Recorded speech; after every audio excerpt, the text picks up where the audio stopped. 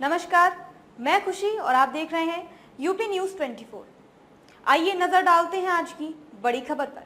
ये अमृत काल है या विष काल, रुपया वेंटिलेटर पर मल्लिकार्जुन खड़गे ने मोदी सरकार को जमकर सुनाया। कांग्रेस अध्यक्ष मल्लिकार्जुन खड़गे ने सोमवार को बीजेपी सरकार पर जमकर हमला किया। उन्होंने कहा कि आज रुपया अस्पताल में है। उन्होंने कहा कि ये सरकार अमीरों के लिए काम करती है। खड़गे बीजेपी सांसद नीरज शेखर पर भी भड़क गए। कांग्रेस अध्यक्ष मल्लिकार्जुन खड़गे ने सोमवार को राज्यसभा में सरकार पर तीखा हमला बोला और सवाल किया कि ये अमृत काल है या विष काल।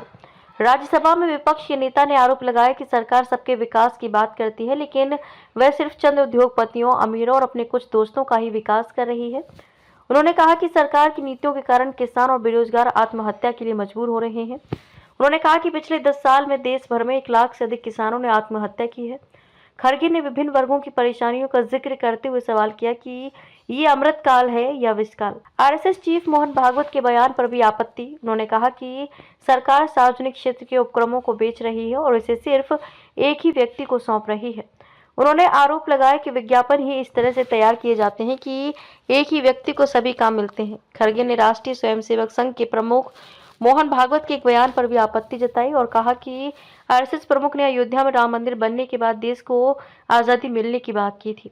बाद में केंद्रीय मंत्री पीयूष गोयल ने खड़गे के विभिन्न दावों का प्रतिकार करते हुए उन्हें असत्य बताया और कहा कि खड़गे ने अपने संबोधन में एनसीआरबी, राष्ट्रीय अपराध रिकॉर्ड ब्यूरो के आंकड़ों का हवाला दिया है, लेकिन उनकी पार्टी के 10 साल के कार्यकाल में 57% अधिक किसानों ने आत्महत्या की थी।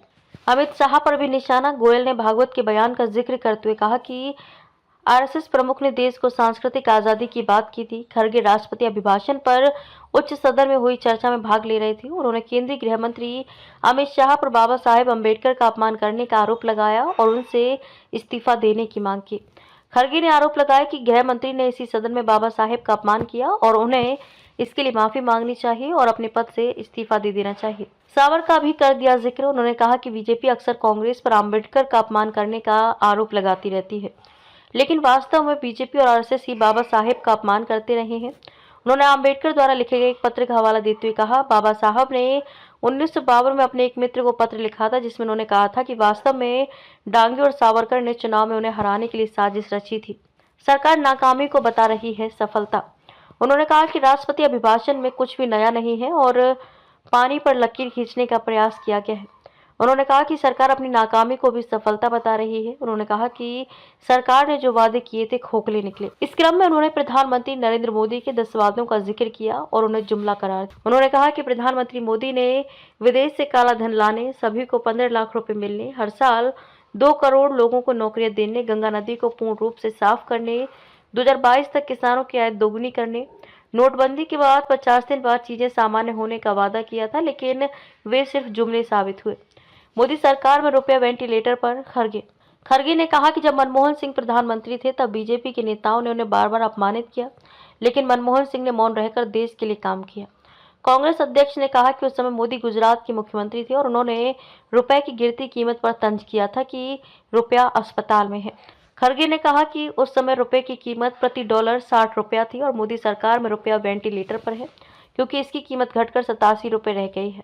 उन्होंने कहा कि मनमोहन सिंह के कार्यकाल में जीडीपी विकास दर 7.8% थी, जो गिरकर मात्र 5.8% रह गई है। खबरों में अब तक के लिए बस इतना ही। फिर होगी आपसे मुलाकात ऐसी ही एक और बड़ी खबर के साथ। तब तक के लिए नमस्कार और देखते रहिए यूपी न्यूज़ 24। ऐसे ही लेटेस्ट अपडेट्स पाने के लिए हमारे चैनल यूपी न्यूज़ 24 को सब्सक्राइब करें और बेल आइकन दबाना ना भूलें, जिससे आपको लेटेस्ट अपडेट्स का नोटिफिकेशन मिल जाए।